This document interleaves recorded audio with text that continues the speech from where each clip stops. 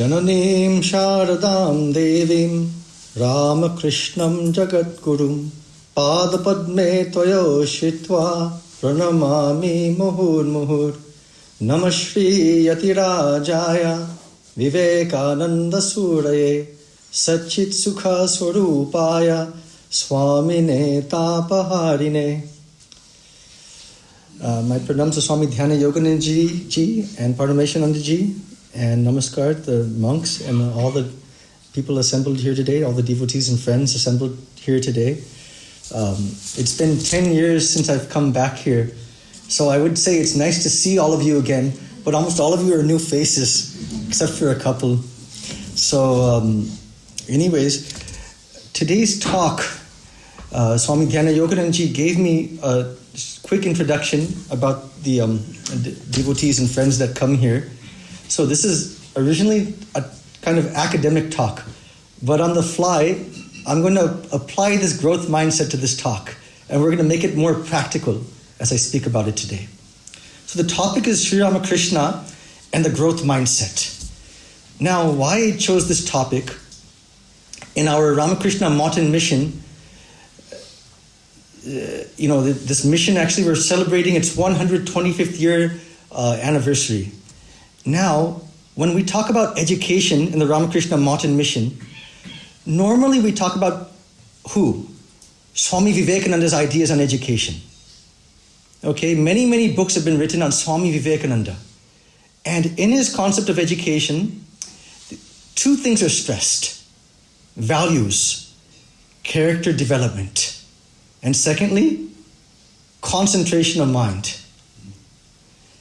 And this really, especially after the independence of India in 1947, the Ramakrishna Mountain Mission, at the behest of the government, they really put a lot of programs into place, emphasizing this concentration and character development.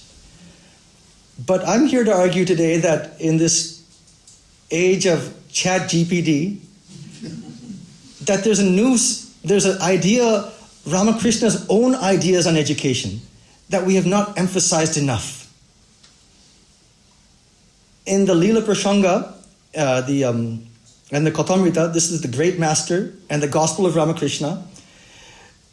He's mentioned, he says, as long I live, so long I learn. In Bengali, Jotodin Bachi, Totodin Shiki. Okay, now I've seen in our educational institutions, a group of young boys will be there, and they'll mention, as long I live, so long I learn. But what do you do with that? It's nice to say in theory, but how do we put that into practice? Because you can argue that in the Yoga Sutras, Vyasa's commentary, anything you do in life, there's a limited amount of energy, a limited amount of time. So you have to be thoughtful where you're going to apply that energy, that mental energy. So, next slide, please. So today, we're going to talk about, the first part we're going to talk about is that a professor named Dr. Carol Dweck, she talked about this. She wrote a book called The Mindset. And in this, she talked about two different types of mindsets that we all possess: the growth mindset and the fixed mindset. How does this apply to Ramakrishna? In the Leela Prasanga, the great master, Swami Chidekananda had mentioned that any of these sayings of Ramakrishna, volumes and volumes can be written on a single saying of his. So I'm here to argue today that Dr. Carol Dweck has started a school of philosophy, of education, that mirrors Ramakrishna's ideas. As long I live, so long I learn. And today what we're going to talk about, specifically, the first part we're going to talk about, what are the elements of a growth mindset? Including, how does one see intelligence? How does one see effort? How does one see failure? Second element, accurate self-assessment. Again, when I mention these elements, we're talking about the acquisition of knowledge. We can call that IQ. But we can easily apply this to what else? SQ, spiritual quotient, right? How does one see spirituality? Is it something that we're born with, or is it something that we can cultivate? Let's not stop there. We can also apply this to SQ, or is it EQ? Emotional intelligence. In our relationships with other people, in my relationship with my husband, wife, my children, my partner, how do I seize it? Is this something that's predetermined, or is it something that I can cultivate? And we can extend it one more point, intrapersonal. What is my relationship with my own mind? Am I something that's fixed right now, or can I develop myself? So how does one see intelligence? How does one see effort? Is it something I'm born with, or is it something I can cultivate? And how does one see failure? When I come across an obstruction in my pursuit of intelligence or spirituality, how do I respond? Do I get depressed and go into my shell, or do I get activated? That's the first aspect. That's called attitude. Second aspect, accurate self-assessment. We'll talk about this. Accurate self-assessment is knowing what I know and knowing what I don't know. We'll talk about that. In fact, one of the best quotes I've heard about accurate self-assessment, there was a devotee in Portland, disciple of Swami Chidekananda, and he one day came to me and said, "Swami, I finally made spiritual progress." I said, "How?" He replied, "I finally realized I'm more interested in being known as a knower of Brahman than actually realizing Brahman."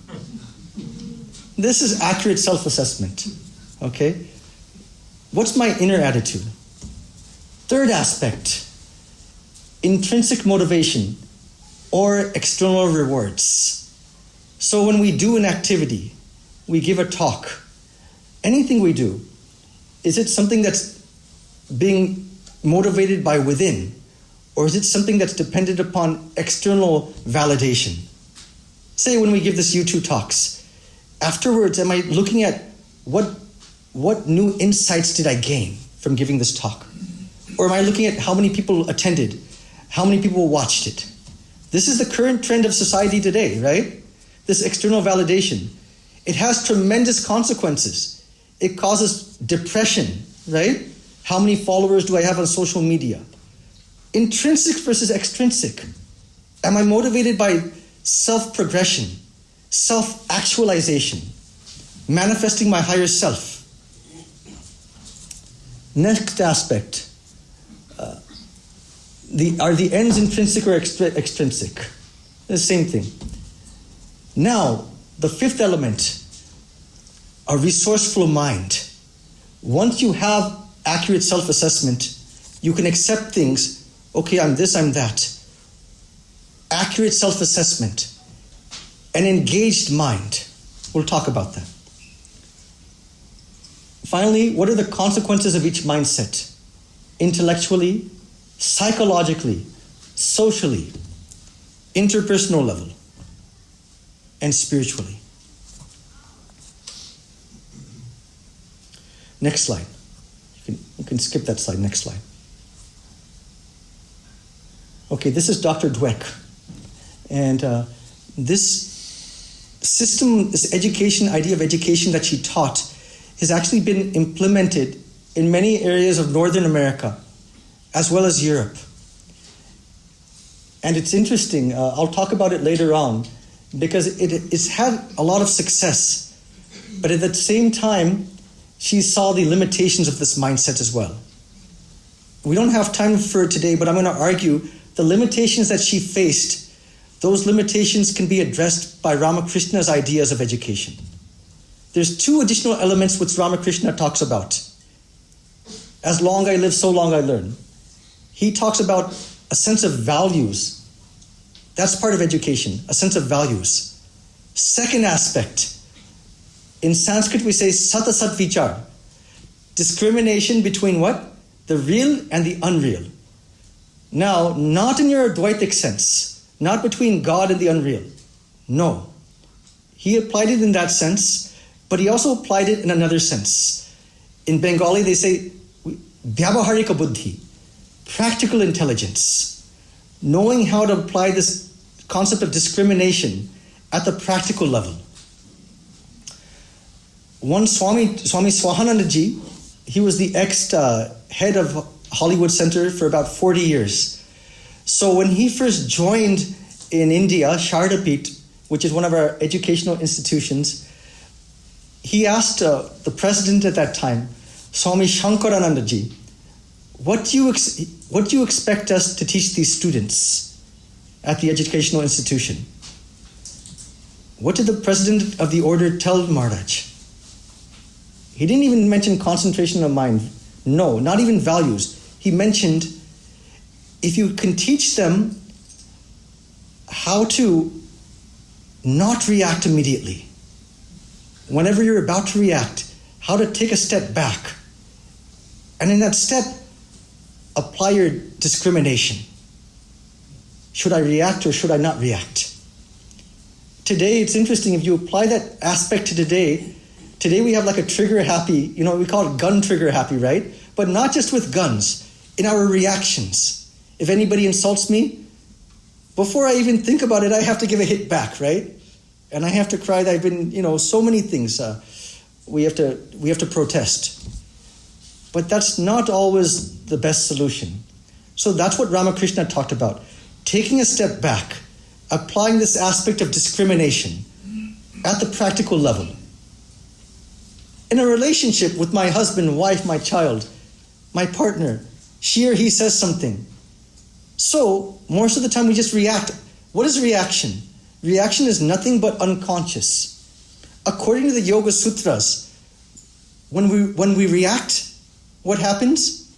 We're strengthening what you call these klishta vrittis. These, they call them kleshas, emotional drives. Raga, dvesha, abhinivesha. Attraction, repulsion, and fear. Every time we react, we argue that all these past samskaras, past tendencies, they all have many, many lifetimes. So when we react, what happens? We just strengthen them, right? That strengthening creates more karma, and that creates further reaction. So suddenly, that small reaction becomes like a tsunami. It's like a domino effect, right? It was a small effect, but then it suddenly rises, it becomes like a great volcano. So what the growth mindset wants to teach us, what Ramakrishna was talking about, not to react, but by applying viveka, discrimination, respond. The difference between reaction and response was one aspect of the difference between the growth mindset and the fixed mindset. So before I go on, I just came back from India after 9 years. So my brother is Swami Harinamananda. He's the head of he's the resident minister of the San Diego Vedanta Society. So somebody was asking me, so you've come back after 9 years. So do you see any changes in yourself? Any progression? So I replied, I have to spend some time with my brother first, He has to push let me see how far I've progressed. So that's it for all of us. Sometimes we see like a great talk by Sarva Priyananda or anybody, and we feel, yes, aham brahmasmi, I am that, tattvamasi. And then it's easy to see God go to the airport, go to the streets, in the strangers. Yes, sarvam kalvidam brahma. Brahman is everything. I see Brahman in everything. But no. So I was a lawyer before I joined, so I'll give a pushback to that. I'll give an objection. No, I would argue that the greater test is not seeing it outside in the stranger, but seeing it with who you live with, right? Those who know you best. So this is what we're talking about, applying this growth mindset, not only at the intellectual level, not only at the spiritual level, but more importantly, at this interpersonal level, the social level, and intrapersonal level, our relationship with our own mind. Next slide, please.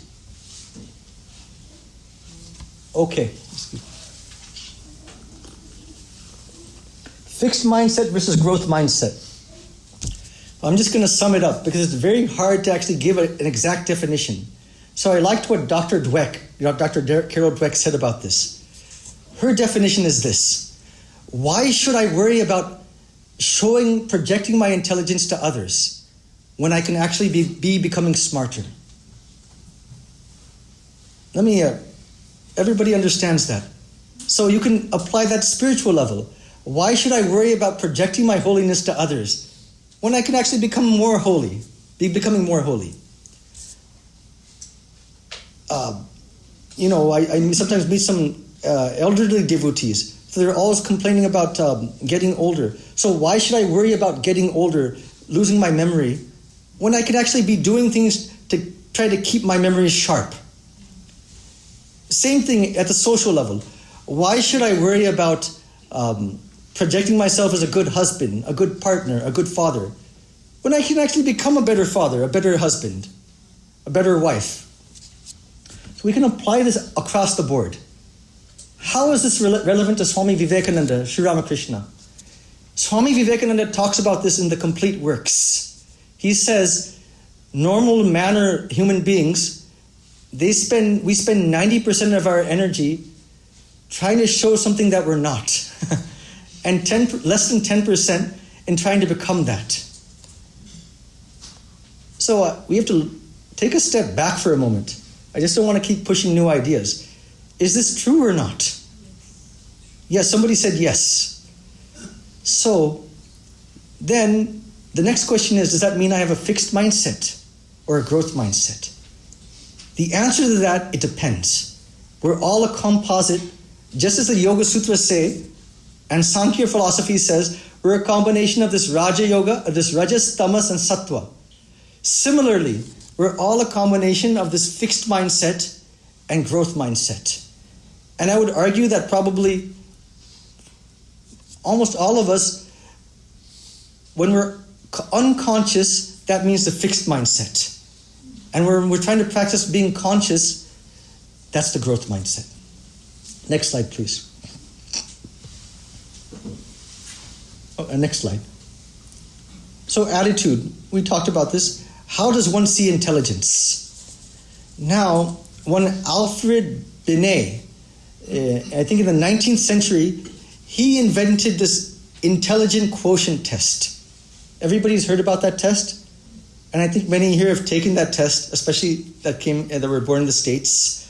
So what is that? That is designed to measure one's intelligence.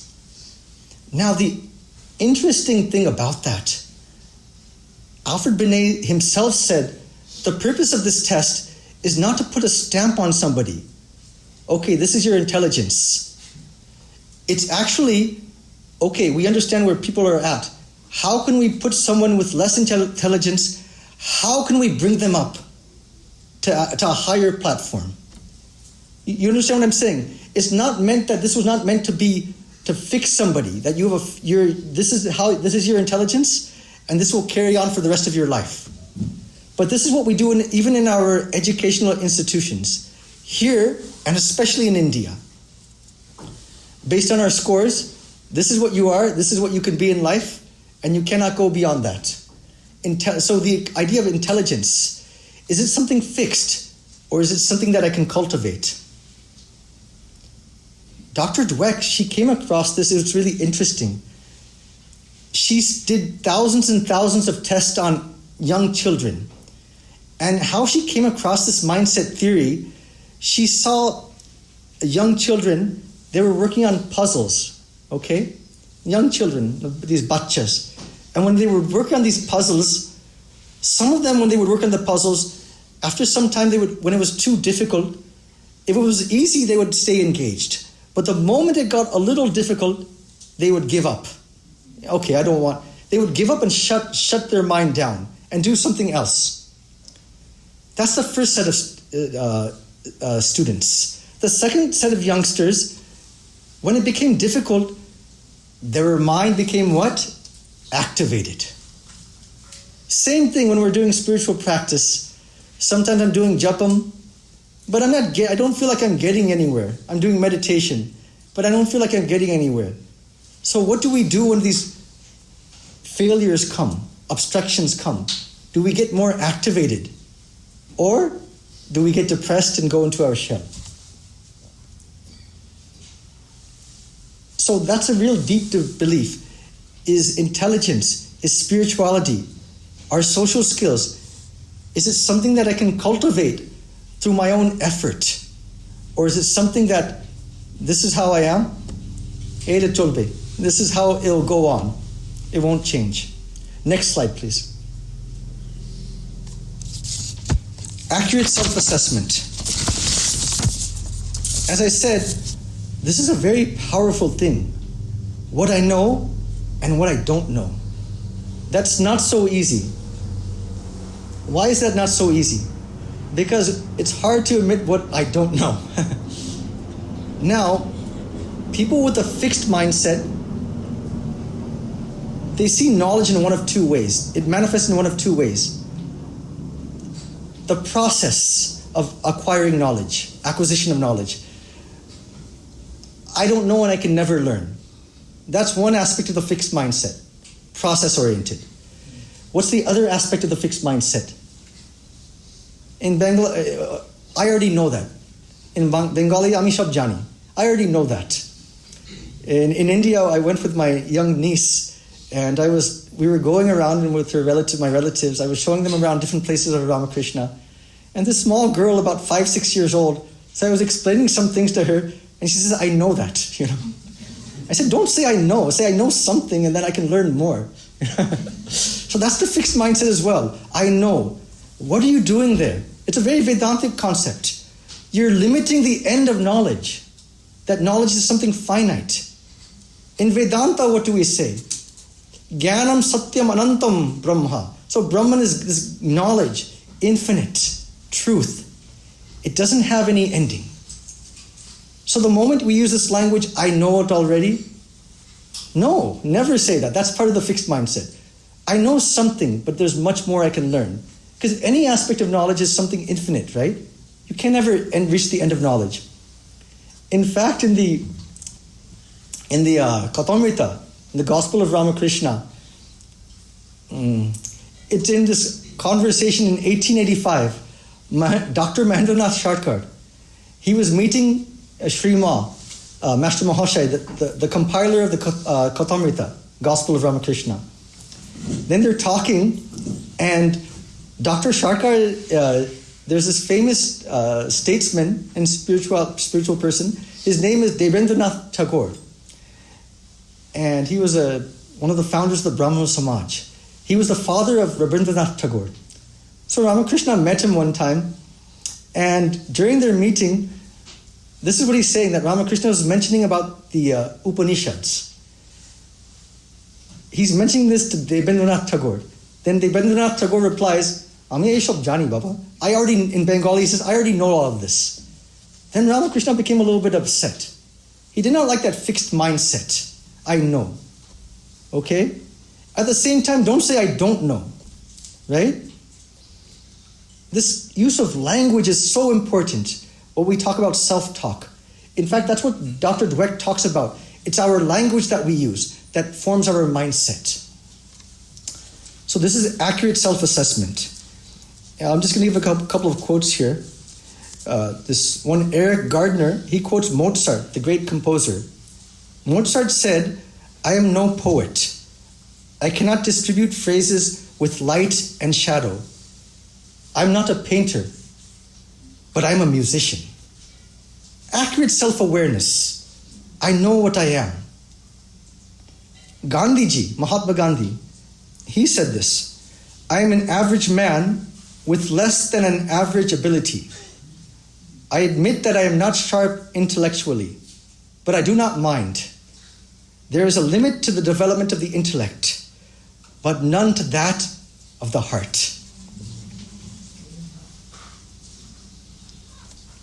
So, Dr. Dweck gives the importance of accurate self-assessment. She says, if like those with a growth mindset, you believe that you can develop yourself, then what happens? Then you're open to accurate information about your current abilities, even if it's unflattering. What's more, if you're oriented towards learning, you need accurate information about your current abilities in order to learn effectively. This is a very simple but profound statement. Why is that? Freud, in psychology, he talks about 9 different, when our ego gets provoked, when someone says something unflattering about me or any of us, then immediately there's 9 different defense mechanisms, right? One is regression. We become, maybe I'm a great professor, but suddenly I become like a 2-year-old child and I start arguing. Another is defensiveness, projection. If somebody tells me that you're like this, no, I'm not like that, you're like that. We give a hit back. Denial. How dare you say, that's not me at all, right? Even in Vedanta, in Jnana Yoga, all of you have heard about this definition of Maya, right? Satasat-vyam anirvachaniyam. It's neither real nor unreal. It's unexplainable, according to Vedanta Sara. Swami Vivekananda gave a much simpler explanation. What is Maya? It's a statement of facts. Same thing what we're talking about here. It's a statement of facts. These are my strengths and these are my weaknesses. It's so simple to say, but it's so difficult because in psychology, these emotional drives prevent us from getting this knowledge, this censor. In the Yoga Sutras, these klishta-vrittis, these kleshas, these emotional drives, they block us. But it's so powerful if we can clear that, if we can just accept things as they are. Ramakrishna, when he did lots of tapasya in Dakshineshwar. Yeah. So one time, there's a secluded area in Dakshineshwar, which is in Kolkata, and it's where he lived from 1855 to 1886, till the end of his life. So there was a place called the Panchabati, comprising of these 5 holy trees. At that time, it was like a forest. So he used to go there and do intense tapasya.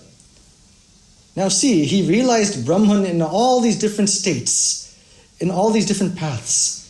But one day when he was walking back after his tapasya, there was a dog following him.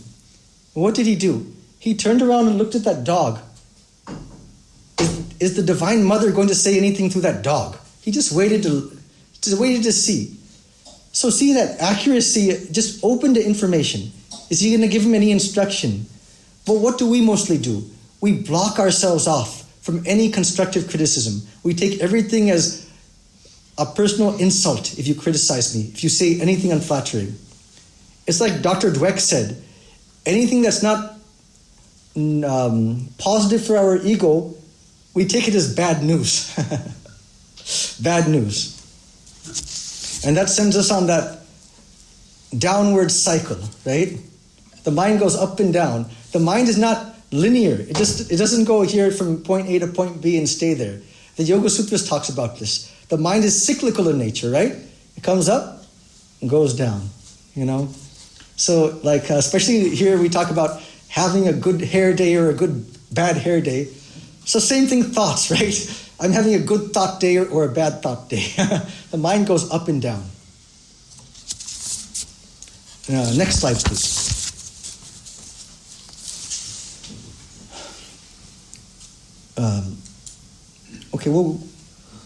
Before I get to this, next element I want to talk about is the fully engaged mind.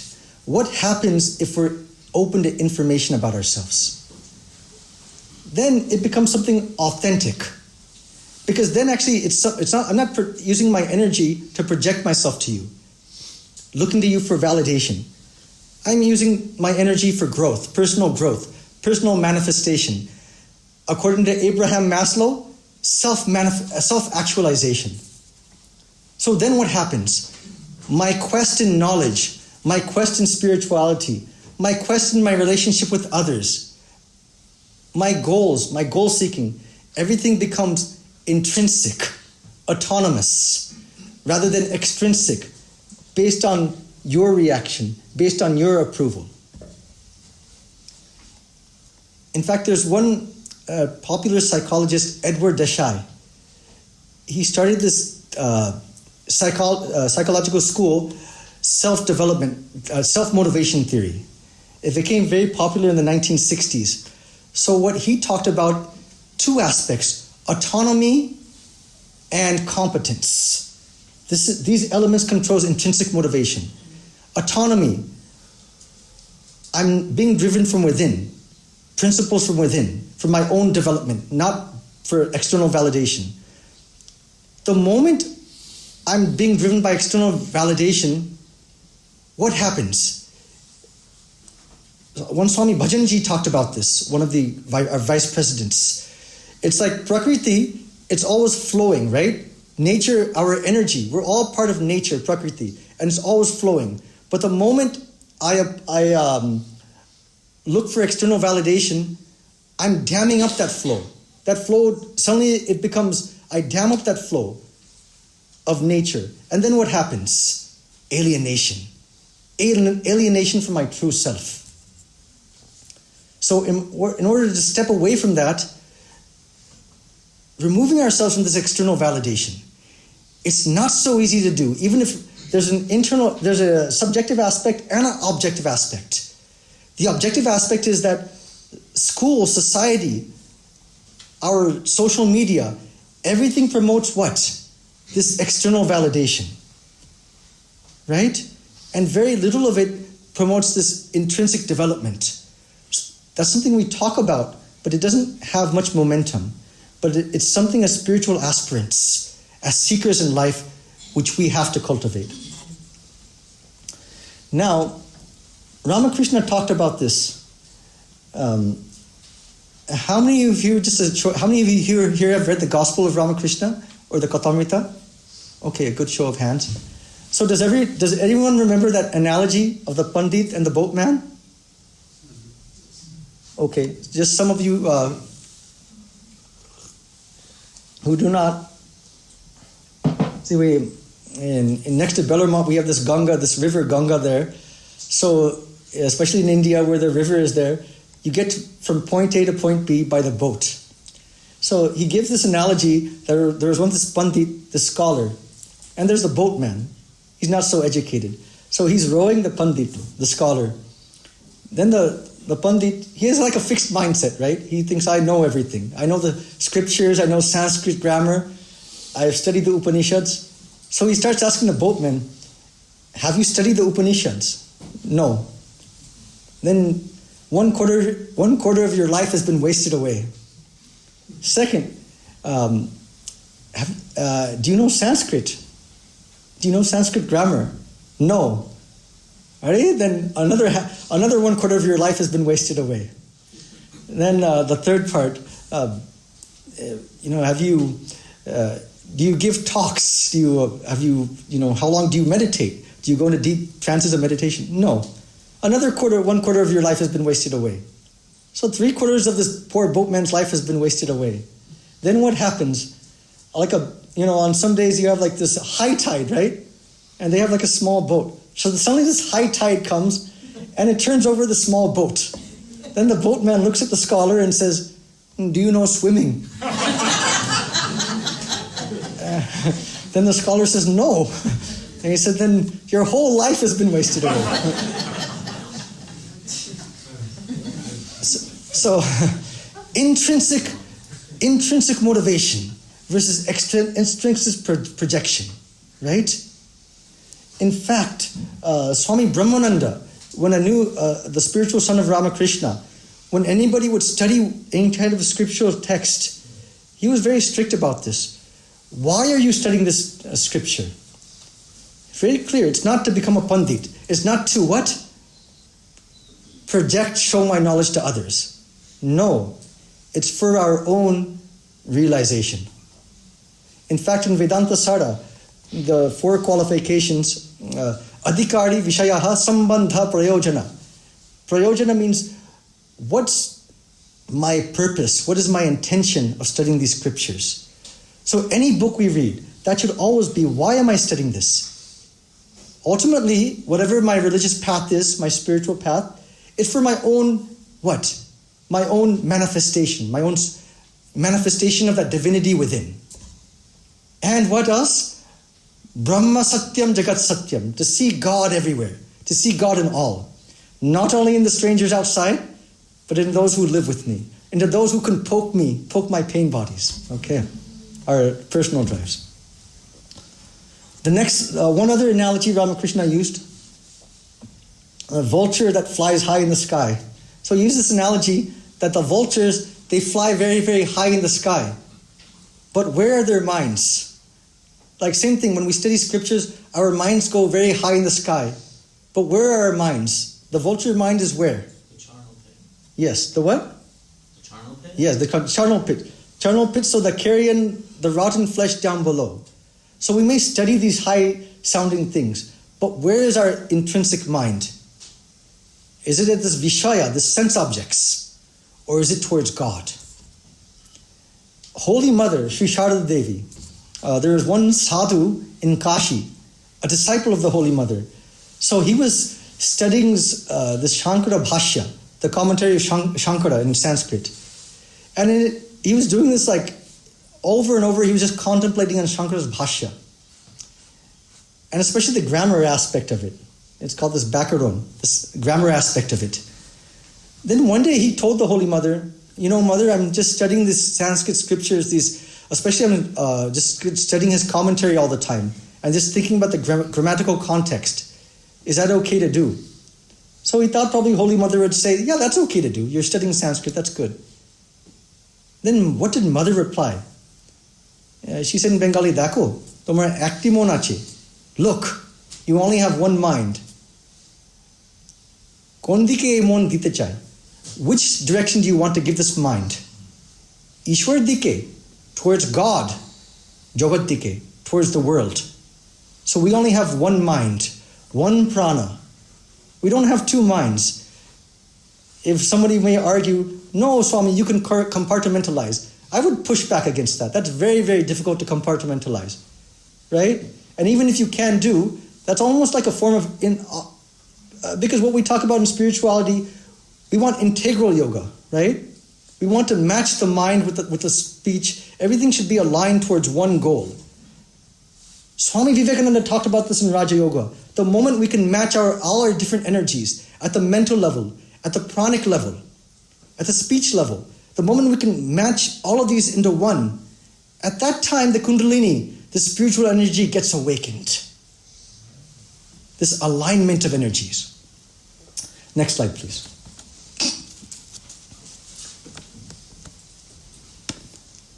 So, what are the means of acquiring this knowledge? A fully engaged mind. At that point, you can argue the subject drops away, the object drops away, and I'm just fully engaged with the subject matter.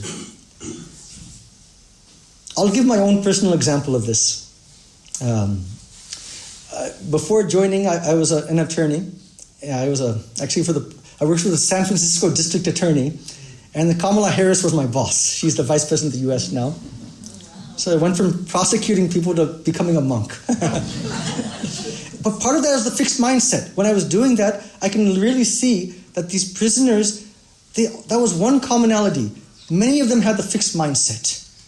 Not only them, why I left the legal profession, I saw the prosecutors also had a fixed mindset. There's not much of a distinction between the prisoners and the prosecutors. So, same thing when I was preparing for this bar examination. I'm just, one of the means of knowledge is pratyaksha, direct perception. So that's why I'm just giving my own personal experience. So what happened was that when I started preparing for the bar examination, I remember that I took this Kaplan course to help you prepare. And I was preparing for the California bar examination. It's a difficult exam. I think it's 3 days long. And it tests you on 14 different subjects. So I remember the first day I went there, everybody's talking about, okay, I have to do this. What's the main goal? To pass this so I can become an attorney. And then what was the other goal? To not fail. Because if you fail, you have to come back in 6 months and take the exam again. Then I saw one examination There's a certain group of people, they took the examination. In fact, they've been coming for the past 20 years. They didn't pass the bar examination for the past 20 years. They would take this examination, they would all give each other like a high five, then they would go back, and then 6 months later they would come again. So this idea, I have to pass this examination so that I can become an attorney. That is what? Is that being motivated from within or without? So is that a fixed mindset or a growth mindset? Fixed mindset. So I remember after that, I was struggling with this. So then I stopped preparing altogether, and I like basketball. So I was just by myself shooting baskets. And my mom became very upset with me. What are you doing, Indian moms are like that. You have to study more. But I knew I just was shooting, and I was looking for something. Then one day that some conviction came. In the Kathopanishad we talk about this. Shraddha, this faith.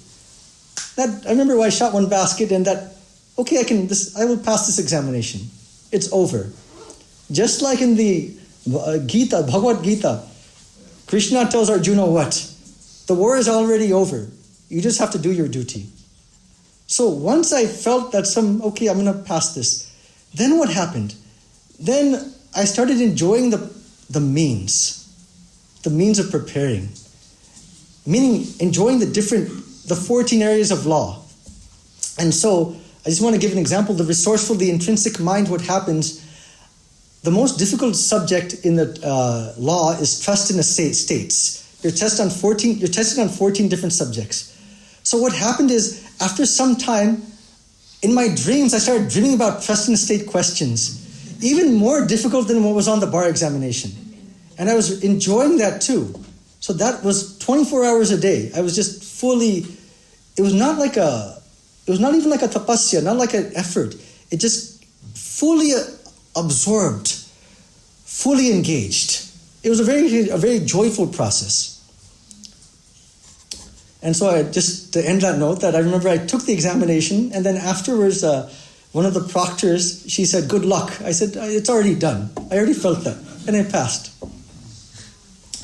So this is why, once we have that element, the attitude is proper.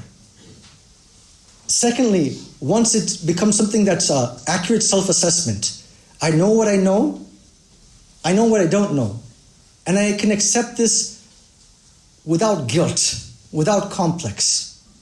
That's a big process, right? Normally, if you tell me something I don't know, after this lecture, if you say, "Well, Swami, that was good, but this point you did not cover." Oh, then what's going to happen then, Sometimes we might, "Oh, that's great. Thank you for sharing that." Or another point is, "Oh my God," right? We go in that fixed mindset. We feel a sense of guilt, shame. So this is, even spiritually, this is a very important thing. Especially in Semitic religions. Some of you here, many of you here come from a Christian background. Removing that sense of guilt, removing that sense of, "I'm a sinner." No. In fact, Ramakrishna talked about that in the Kathamrita, in the Bengali. He said that, "Jar bole ami papi papi." Papi in Bengali means sinner. Who says again and again, "I'm a sinner," he'll become a sinner. And who says in his language, "I am that, aham brahmasmi"? What happens to them? Eventually they become that. So this self-talk, there's a subjective aspect to this. Also an objective aspect to this. Because maybe I want to practice this growth mindset, but maybe my environment is not favorable, right? Maybe my wife, husband, my children, my boss, my whoever, they push back. They say, "You're like this." At that time I pushed, "No, I'm not like that. I'm like this, or I will become like this." Knowing one's strengths, knowing one's weakness, it's a big relief. Accepting it without guilt. In the Kathamrita, in the Gospel of Ramakrishna, one day this person who had committed many sins came to Ramakrishna. Ramakrishna looked at him, and he could, Ramakrishna, when he could see somebody, just like I'm seeing all of you here externally, he could see the internals of all of us, like a spiritual X-ray. He could see what's inside, like a clear glass case. So he could see what's inside this person. So he says to this person who came, tell me what you've done. Tell me all the sins that you've committed in your life. The person could not do that. He felt too ashamed. Okay, if you can't tell me, go to the Ganga, Mother Ganga, the river is flowing. Go tell her. He still could not do it. So what did that signify? The moment you can accept it, the moment you can objectify what's inside, these are my strengths, these are my weaknesses. Objectify it, accept it. That's 90% of the battle. Then what? Let's be with that for some time, but we don't stop there. My father's a little bit older in age, so he keeps saying now, my memory is not good. No, don't keep repeating that again, so what? But why not try to do something to improve it, right? This is the growth mindset. There's accurate self-assessment, we have two extremes of this. One side, people don't want to know about themselves. The other side, people start to obsess over, I'm this, I'm that, right? This is my quality. We start to obsess, these are my sins, these are my bad qualities. So being ignorant about it or being overly obsessive about it, both extremes of the fixed mindset, right? We're talking accurate self-assessment means what? I know this, I know that. I accept it. Then I put it in the rearview mirror and it becomes a solution-oriented. How can I solve the problem? Resourceful mind, the fully engaged mind. What does that mean? Regarding children, some of us, normally in education, they teach us through a book, right? Or now through videos. You read the assignment, you take the test. But what Dr. Dweck talked about, that's only one way. But there's many ways to acquire the knowledge. One way, maybe one person, they might like to read a book and get the knowledge there. I might like to listen to YouTube videos.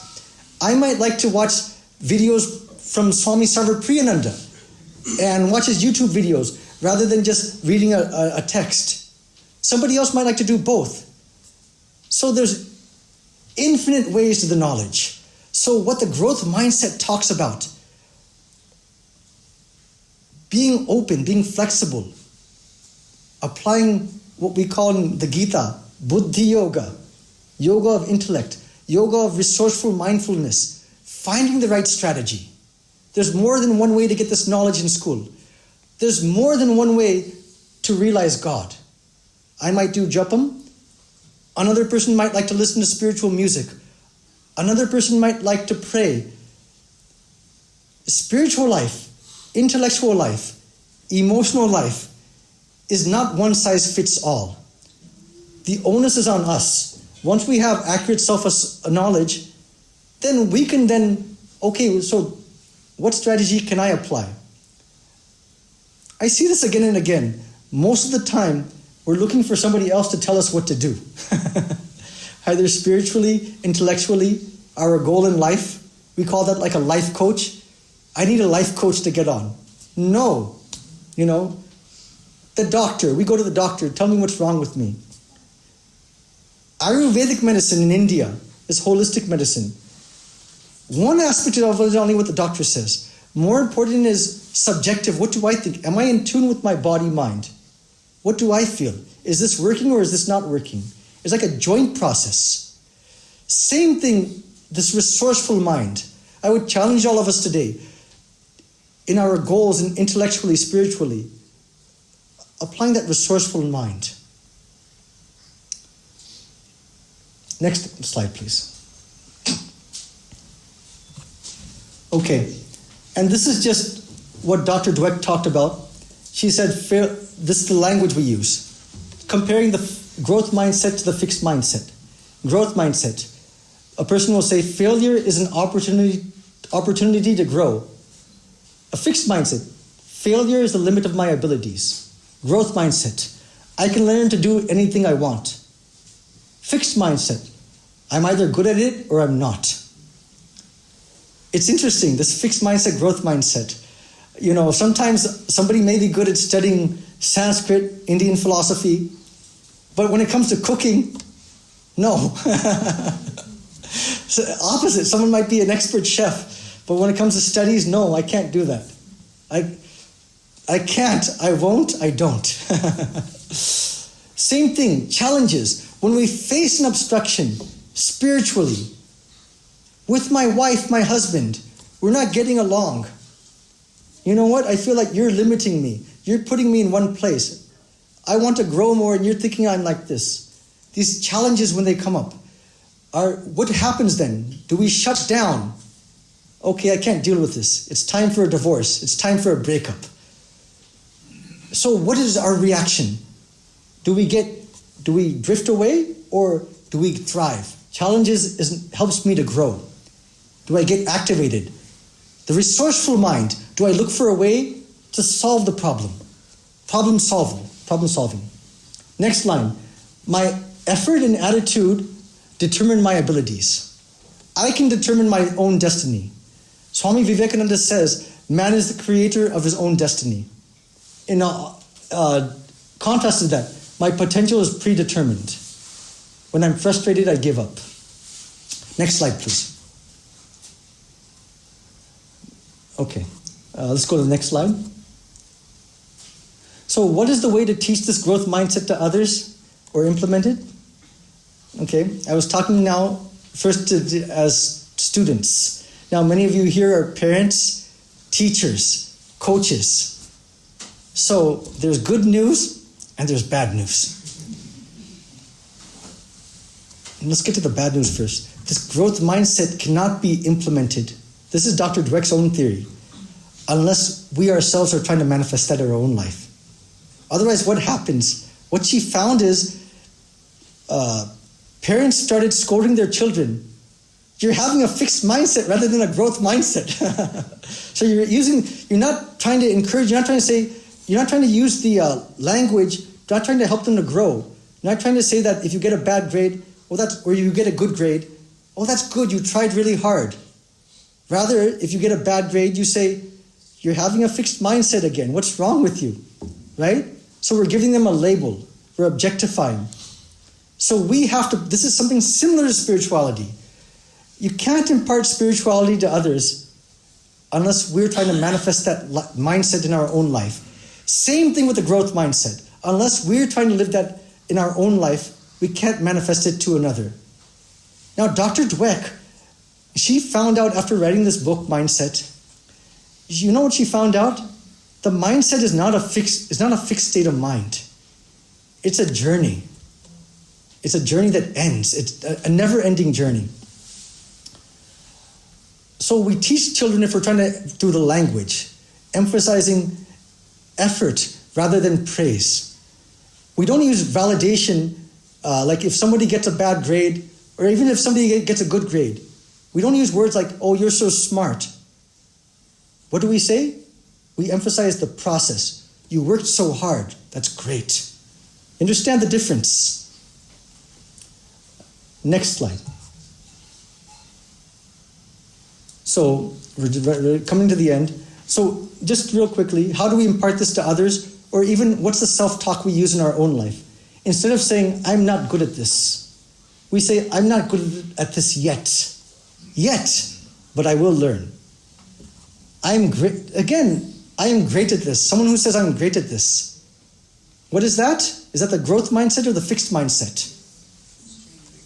Fixed mindset. So instead of that, I practiced and learned how to do this. Same thing with spirituality. I had a good meditation. No, I cultivated that, and I can keep this so much further to grow. You know, in the gospel, again, Ramakrishna talks about this. In Bengali, egiye jao, go forward, right? So he keeps going, go. There's an analogy he used, the woodcutter. The first day he's cutting wood, and he comes across some sandalwood. So he sees that sandalwood, and he says, okay, that's good. But then an inner voice says, egiye jao, keep going forward. The next day he goes further, and he gets silver. But he doesn't stop with the silver. Again, that voice says, go forward. Next day, he comes across gold. So, okay, now I'm set. No, he keeps going forward. Next day, he comes across jewels. Same thing in our spiritual life. We have a good meditation one day. That's not the end. That's only the beginning. Even Swami Brahmananda used to say, Spiritual life begins with nirvikalpa samadhi. The highest state of realization, that's where spiritual life begins. Next slide. Okay, next slide after that. Okay, next slide. So this is just a quiz at the end.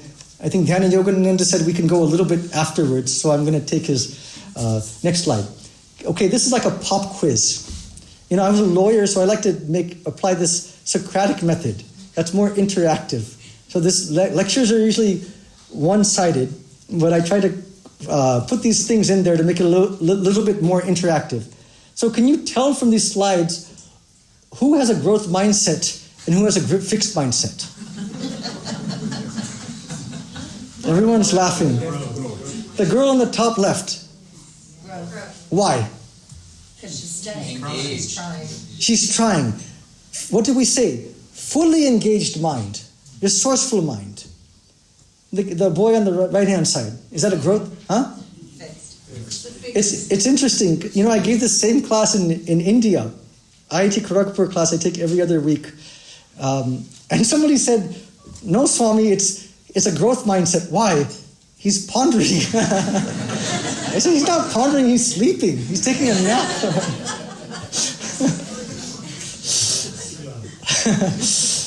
The girl below.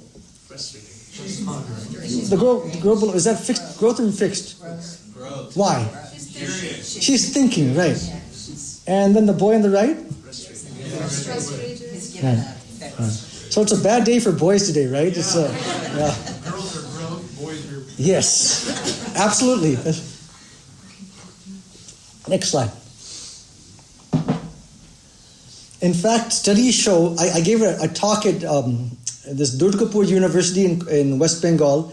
Actually, the government of India, I gave a talk, Sri Ramakrishna and the growth mindset to combat bribery, to combat systemic corruption. So one thing that Dr. Dweck found out is that studies show that students are more likely to cheat or plagiarize if they have a fixed mindset. If their self-assessment is that either I already know the information or I can never learn. So I show 3 examples. So you can see on the left-hand side, someone's taking the examination and he's looking towards his left at the other person. A second example, somebody's looking at their own hand, wrote the answers on their hand. And third example, this is the COVID era. Somebody wrote the answers in their mask and they're looking at the mask for the answers. Okay, next slide. Okay, next slide. Next slide. Okay, we're going to end here. One last thing, because I said this is Ramakrishna and the growth mindset. This was actually meant to be 2 different lectures, but I tried to incorporate them into one. So I didn't get to this, but my argument is that Ramakrishna was the ideal growth mindset as a student and a teacher. And I intend to work this out. I hope to write a book on this. And I intend to work this out. I hope to do this in this life, because I really think it's really important. Because Ramakrishna mentioned 2 additional aspects of education, which Dweck did not mention. One was a set of values. He actually got these values from his parents. A set of what? Ethics. Second idea, which I mentioned, the set of discrimination. Satasat vichar, viveka. Discrimination between lower truth and higher truth. Not as it applies to God. But what did I mention? In Bengali we said Babaharika Buddhi, as it applies at the practical level. Third element. Ramakrishna mentioned this again and again. In Bengali we say Uddipon, inspiration. I mentioned Swami Vivekananda talked about this. This is what he received from Ramakrishna. In fact, it's this educational system that Ramakrishna imparted towards Swami Vivekananda and his disciples. Swami Vivekananda, when he read Master Mahashay's, I think I mentioned this, he read the Katamrita, the Gospel. Afterwards, he wrote a letter to Master Mahashay. What did he write? He wrote, bravo. It's like the Plato dialogues all over again. Why? You've separated yourself. You've kept yourself outside, and you've just presented the events and allow them to unfold. It's a very difficult thing to do, to put yourself outside and just present it. Ramakrishna in his conversations. Secondly, he added, it's something original indeed. Finally, he added, we are the disciples of Ramakrishna, followers of Ramakrishna. We all must be original or nothing. What do we talk about in ChatGPT today, right? We talk about many people, engineering students. They say that this ChatGPT, their 4-year education in engineering school, it's made a lunch of their 4-year education. In a couple of hours, this ChatGPT has made a lunch. That means that their knowledge they acquired is no longer so relevant, right? That book knowledge they spent so much hour acquiring is not so relevant anymore. Then she added, what's more important now? How to use ChatGPT and the element of originality. Something that a computer cannot contribute. These ChatGPTs are still based on human data, recycled human data. But what's something original that we can contribute? Ramakrishna said in Bengali, when he described himself, notun avastha.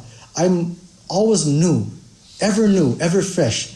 When you read this Kathamrita, when you read this Gospel of Ramakrishna, many say this, it's always, no matter how many times you read it, it's always something fresh, something inspiring. Same thing with whatever activity we do.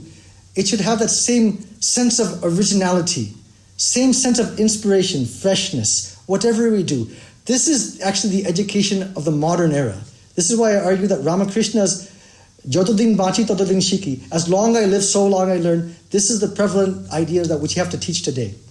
Last slide, let me get to this and then we'll conclude. Now Ramakrishna as a young boy, his name was Gadadhar.